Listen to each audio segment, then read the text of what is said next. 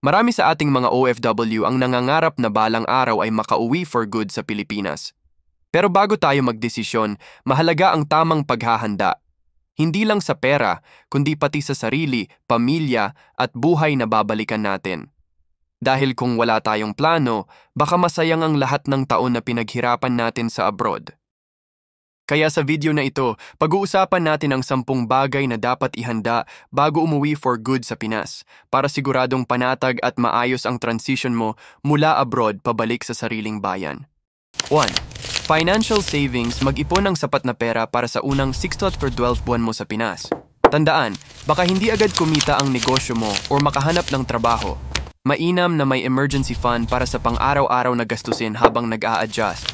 2. Stable income source. Bago umuwi, planuhin kung saan manggagaling ang kita mo sa Pinas. Pwedeng negosyo, online work, o part-time job. Hindi sapat na umasa lang sa ipon dahil mabilis itong mauubos. 3. Bahay o tirahan. Siguraduhin na may maayos kang matutuluyan pag-uwi. Kung wala pang sariling bahay, planuhin kung magre-rent o titira muna sa pamilya. Iwasan ang sitwasyong wala kang matuluyan at magiging pabigat sa iba. 4. Negosyo o investment plan. Kung balak magnegosyo, pag-aralan muna ang market at maghanda ng business plan. Huwag basta-basta maglabas ng pera sa negosyo na hindi mo naiintindihan. 5. Skills upgrade. Habang nasa abroad pa, mag-aral o mag-training sa skills na magagamit mo sa Pinas. Halimbawa, culinary, online freelancing, o technical skills para handa ka sa trabaho o negosyo. 6. Health and medical needs. Magpa-check up bago umuwi at tiyakin na may health insurance ka. Mahirap magkasakit lalo na kung wala ka ng employer na sasagot sa gastusin. 7. Family communication. Pag-usapan ng mabuti ang desisyon ng pag-uwi with your family. Importante na pareho kayo ng plano at alam nila kung ano ang aasahan.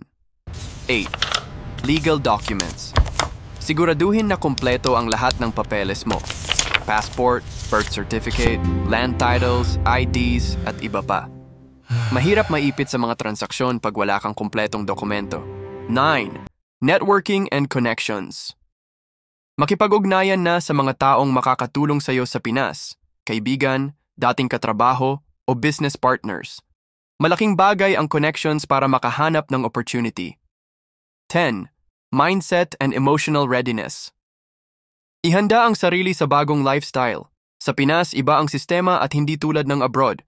Dapat handa ka sa culture adjustment at sa mas mabagal na takbo ng buhay.